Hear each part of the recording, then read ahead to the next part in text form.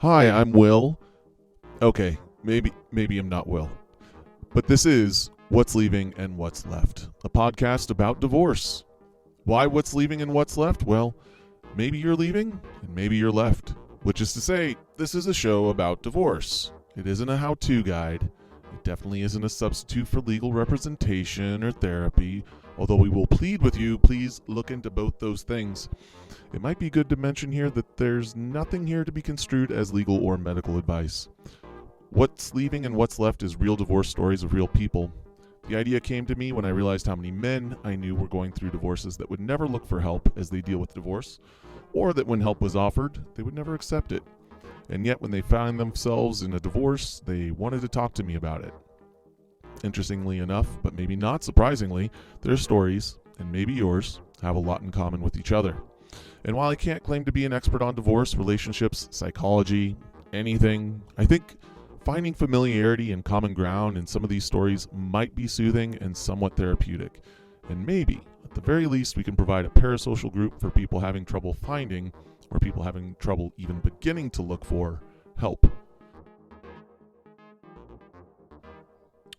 Hey, it's William and Will, and yeah, it's just me today.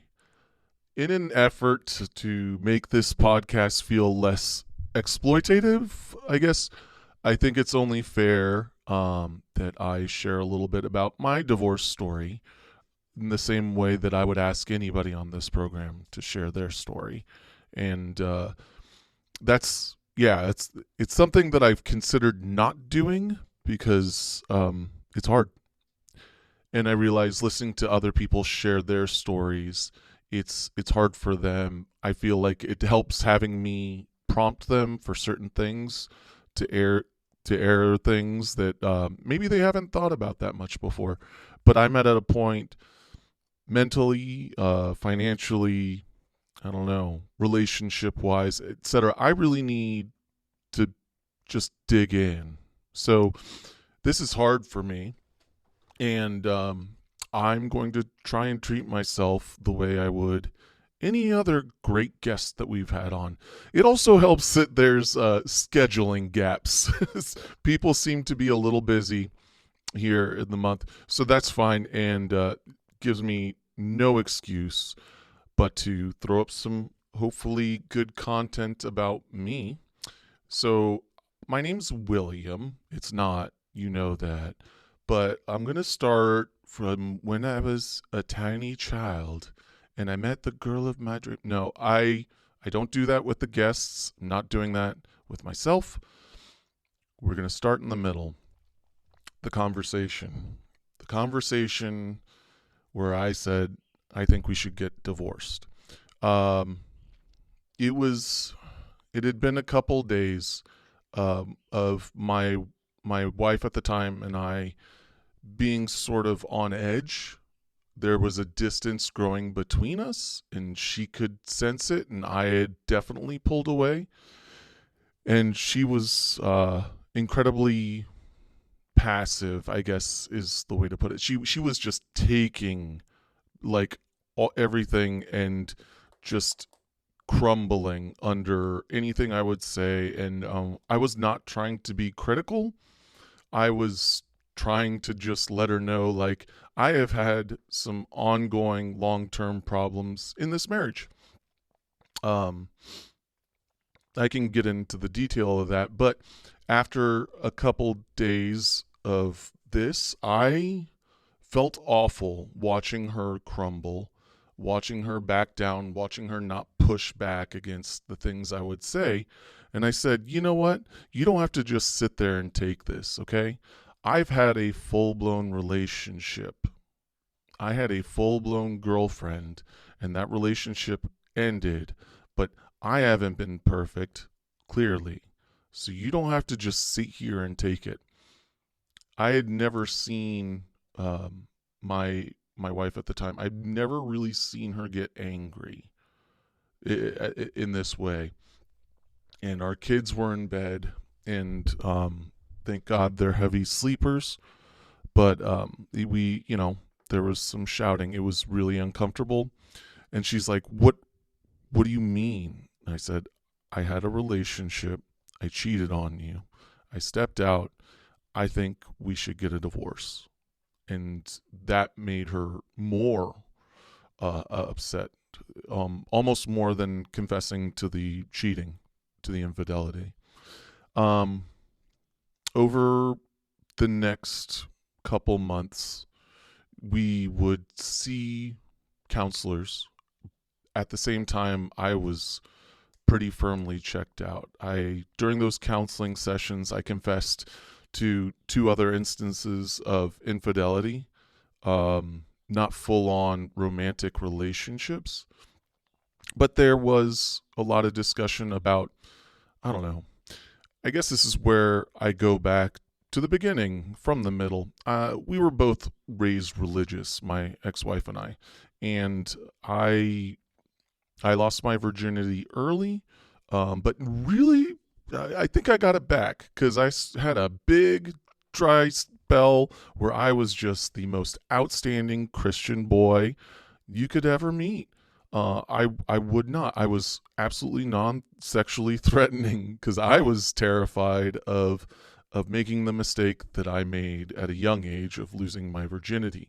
It just I felt a lot of shame and guilt. There's a lot of purity culture that I was raised in, and so I went through a lot of shame, and so we didn't have sex until we were married, my wife and I. So that's a big long gap from early high school to being near 30. So the expectation, however, in the Christian church and between us is that you get married, then the sex just, let's get it going. It's in overdrive, right? You're going to put the pedal to the metal. You're really going to start banging it out. That was not the case. And I think if you're a Christian and you're listening to this, it might be uncomfortable to, recognize that might be true of your own relationship. So, it was few and far between, and we did have two children, two beautiful children that I wouldn't trade for anything for in the entire world. They're everything. And now the Catholic position on this, which is where my ex-wife comes from, is that you don't have sex for anything other than procreative reasons. And so foreplay felt dirty and shameful. Any, sex where we weren't constantly thinking about, are we going to have another mouth to feed, wasn't on the table. Not only that, and I'm not trying to put a whole lot on my ex-wife. This is me talking about how much sex we had. I wasn't great. I wasn't around a lot. Obviously, I had cheated on her, and I don't know, I was working really hard and a lot, and I wasn't really interested to pour time into repairing things. I feel like we both had sort of avoidant attachment styles, which, coupled with pretty steady drinking, just scooted us further and further physically, relationally, uh, you know, on every level, spiritually, further and further apart.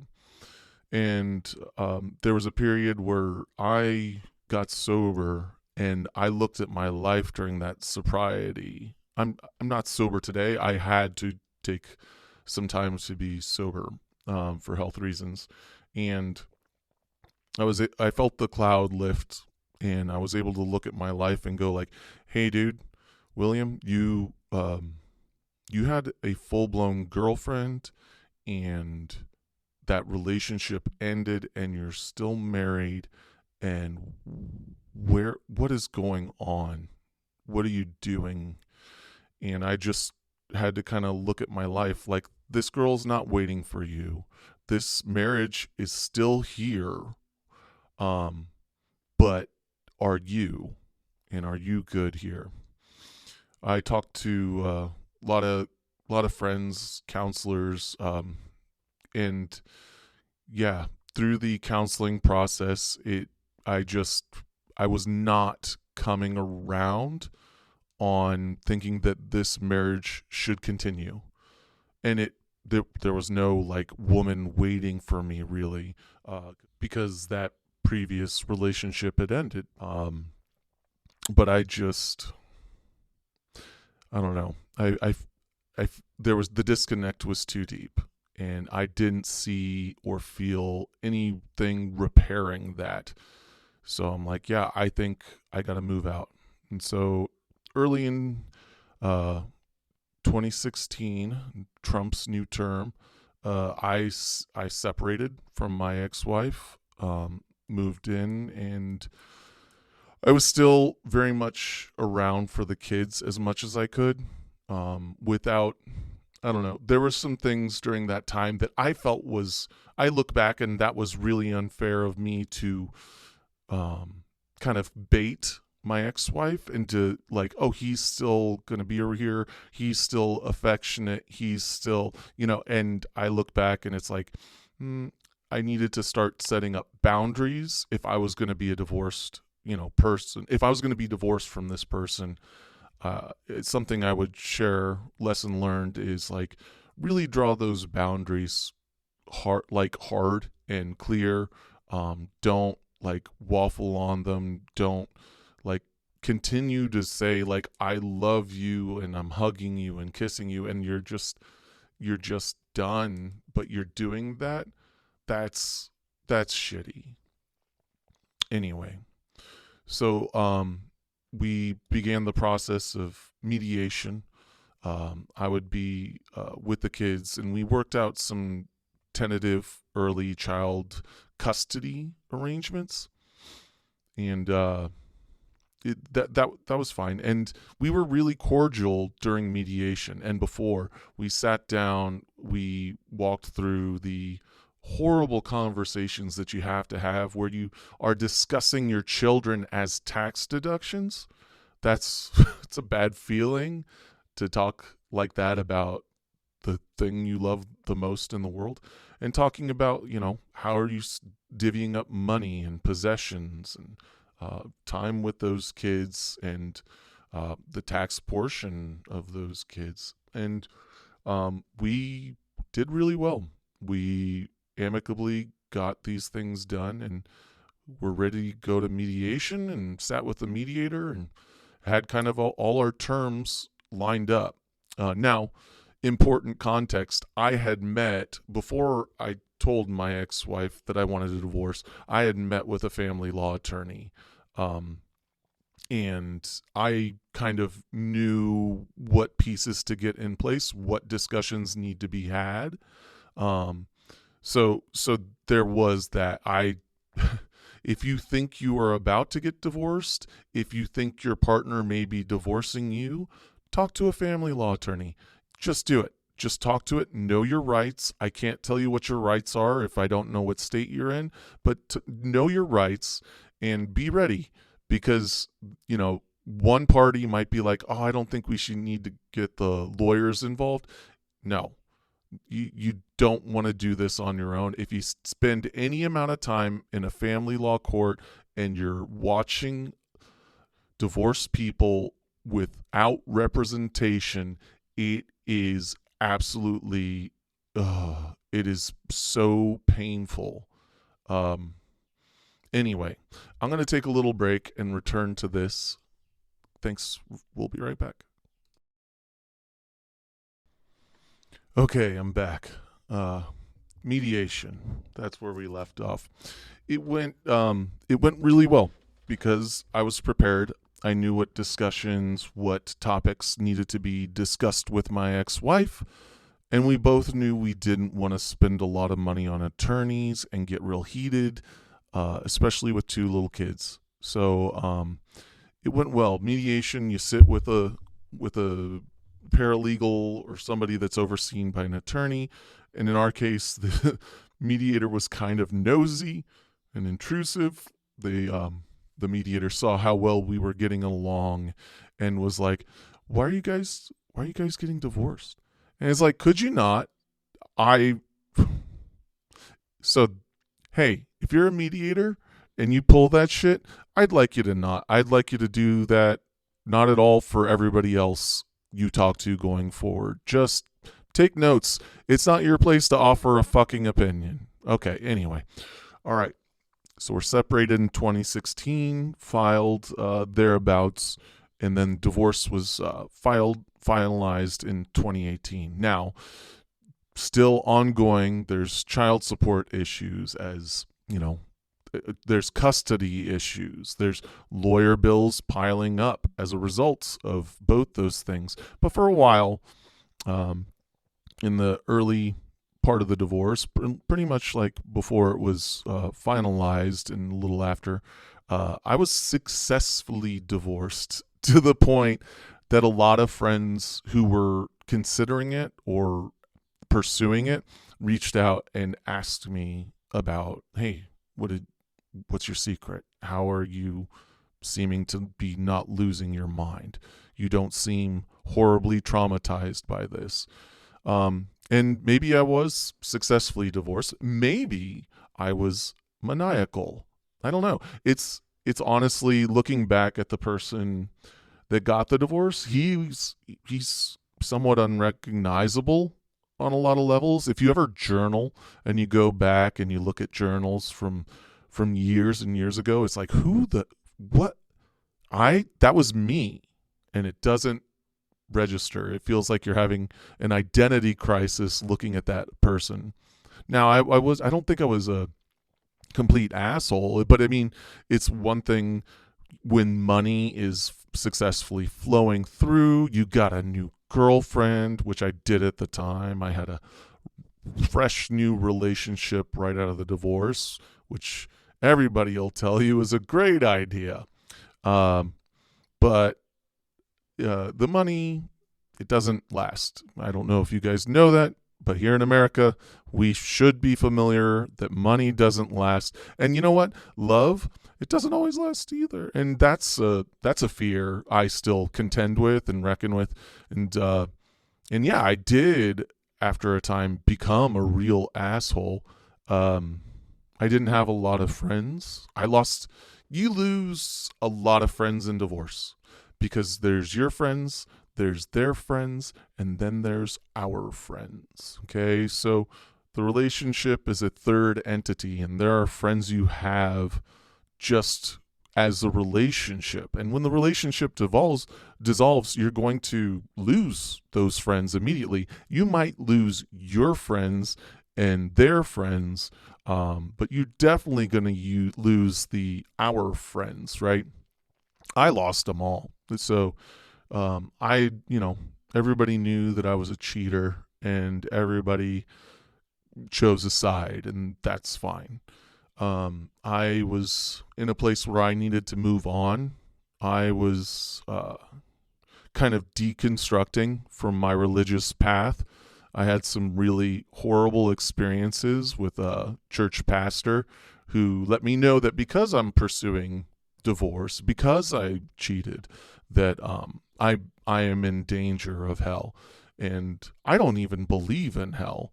So it didn't work, and I don't go to church anymore.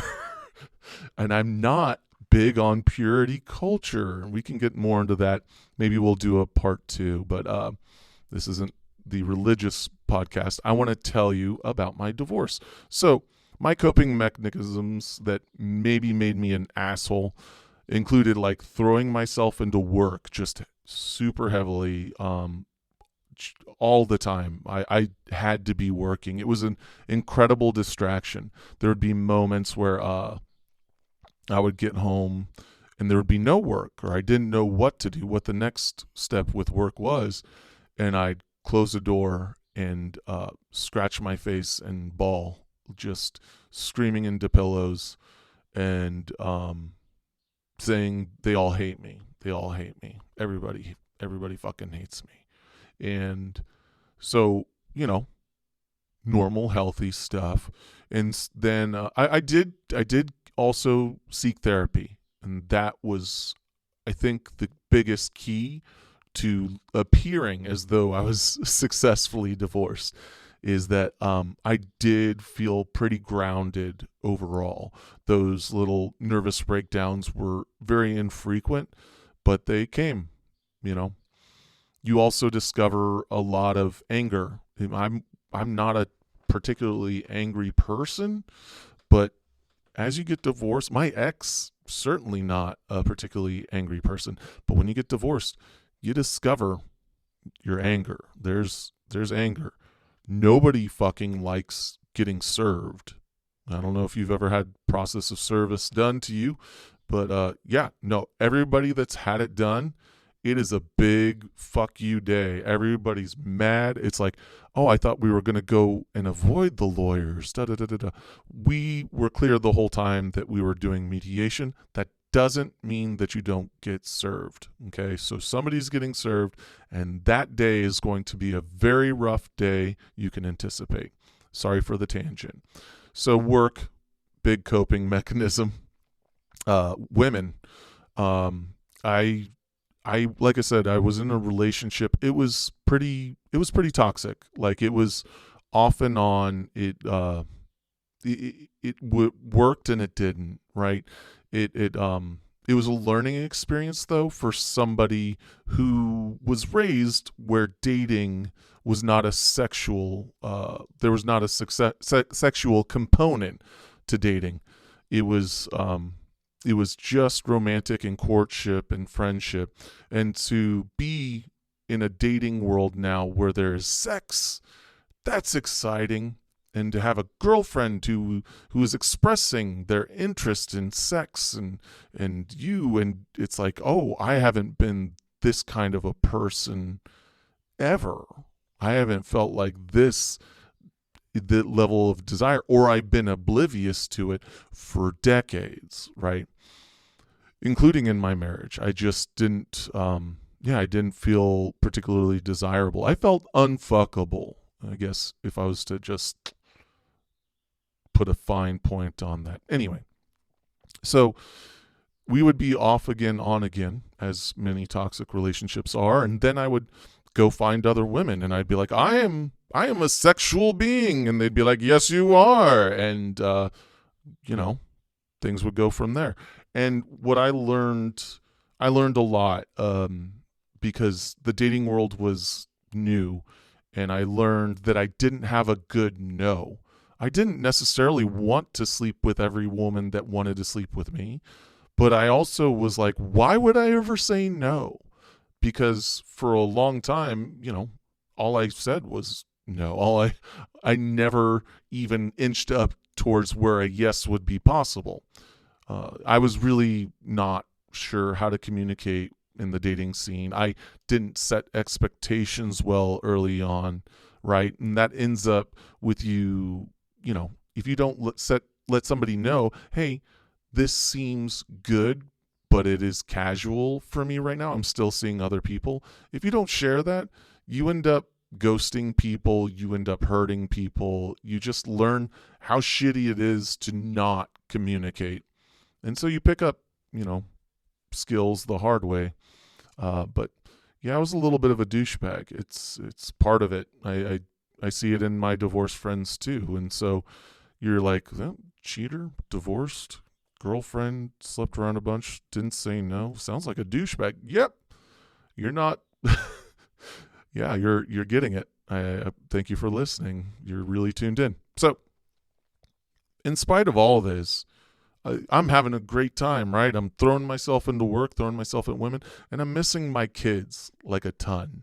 And it's really tough it started to feel like the double life that I had while I was in a relationship during the marriage. I was recreating that, hey, there are these women or this woman over here, and then there are these kids, and never the twain shall meet, right? And the thing about kids, they were young, and if you're a dad, you understand that young kids don't dig you. They just don't fucking care. You don't bring that much to the table yet. So I wasn't feeling like my attention was desirable, It's so I would be there. I would try and see them every day I could, which was almost every day. And when we got a good custody situation, I would be on that, and then some. I would try and see them and co-parent often outside of my custody. But think about kids, dads. Kids get a lot cooler.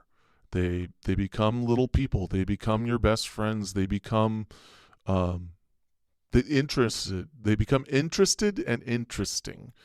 And I really found myself just wanting to hang out with them more. So I, yeah, man. And then you also, in the process of divorce, you see the ways divorce affects the kids. Fortunately, everybody sees my kids and they don't see children of divorce.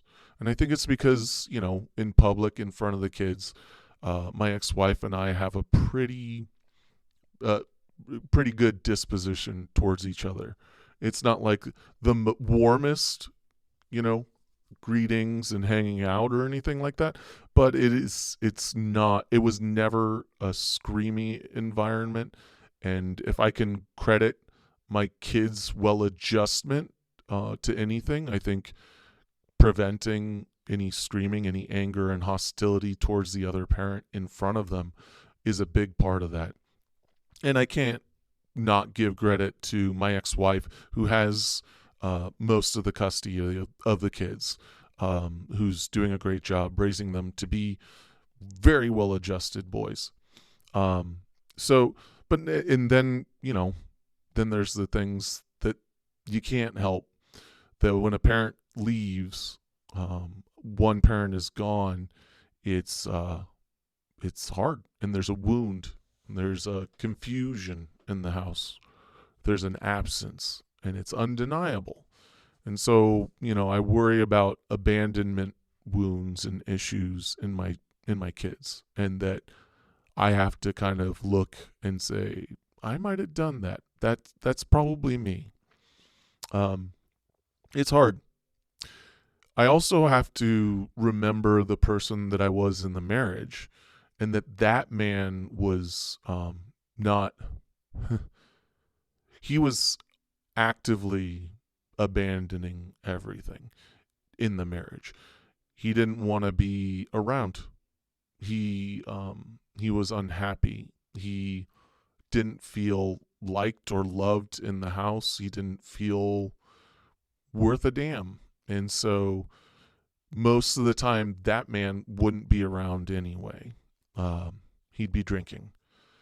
He'd be talking to people at a bar somewhere, and they would make him feel better.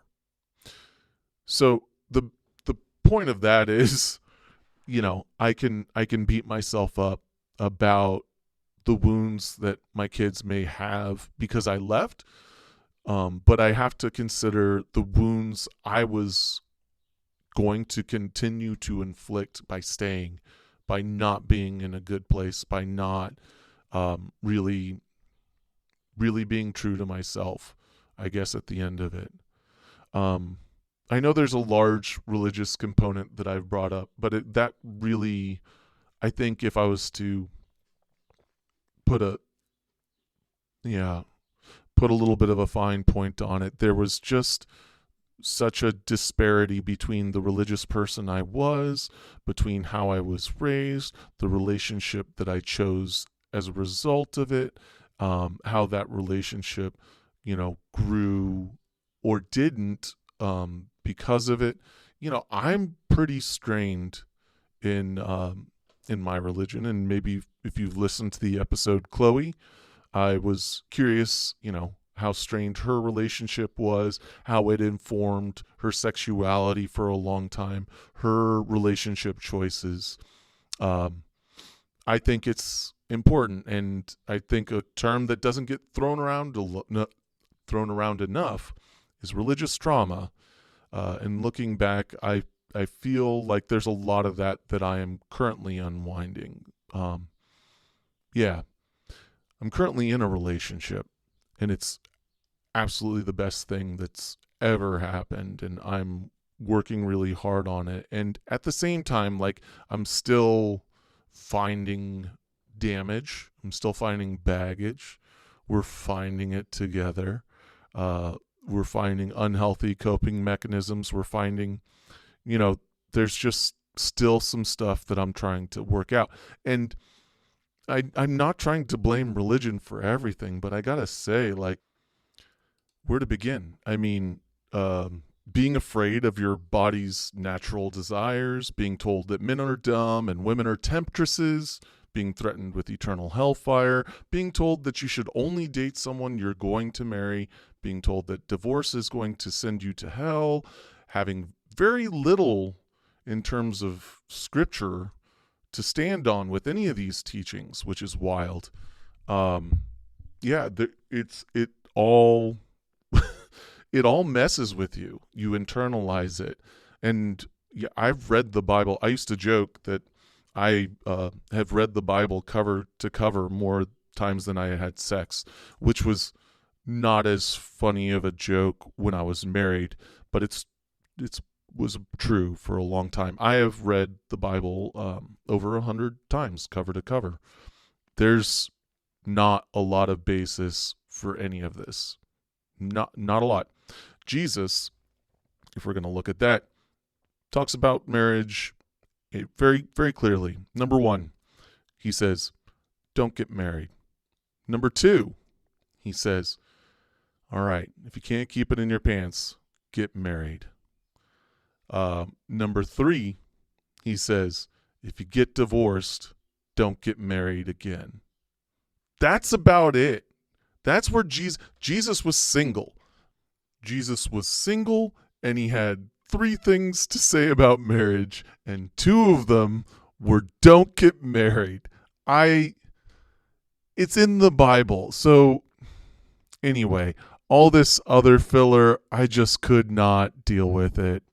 So, it was tough for me to reconcile a lot of this that I'd grown up with where I am with what I knew. And yeah, I felt like it was time to not live tied by these notions that made my life feel very small, made it feel unsatisfying, and were not generating happiness in any way for me, for my family, and it wasn't an example that I was trying to set for my kids. Yeah. So religion, huh? I But yeah, this is all something I'm wrestling with, and there's a lot that I'm wrestling with. My finances are in shambles because of legal bills, no less. The child support is expensive, y'all. And if you make more money, you pay more. And if they have the kids more time, you pay more. And if it goes to trial, you pay more. It doesn't matter how much more you make, you're going to pay more. And it's really tough. And I am re-engaging with my therapy journey and with my counseling journey with my partner as well. So all these things that I recommend to guests on the show are not, I'm practicing what I preach. It is very important to me that any of you that are going through a divorce or considering it, that you really start those conversations in advance of being divorced. It is I think it's always been rated the second most traumatic event that a person can go through outside of a close loved one dying, your husband, your child, your wife. Outside of that, divorce is the next biggest one. So why do that thinking that you're immune to trauma, that you have internally all the coping mechanisms you need to cope with that? And looking at, my journey, my return to therapy, it's starting to wonder, like, did I ever completely process the divorce? Are there still some things that I need to re-examine, reopen? Yeah, I understand the infidelity is wrong. I don't want to do it. The cheating is wrong. Uh, so if you hear at the same time when we have guests on, I'm sympathetic to those people who have committed infidelity. I'm not going to sit there and go bad. They've already gone through it. They're expressing remorse. This is not a moral high horse that I want to get on. That's for your information.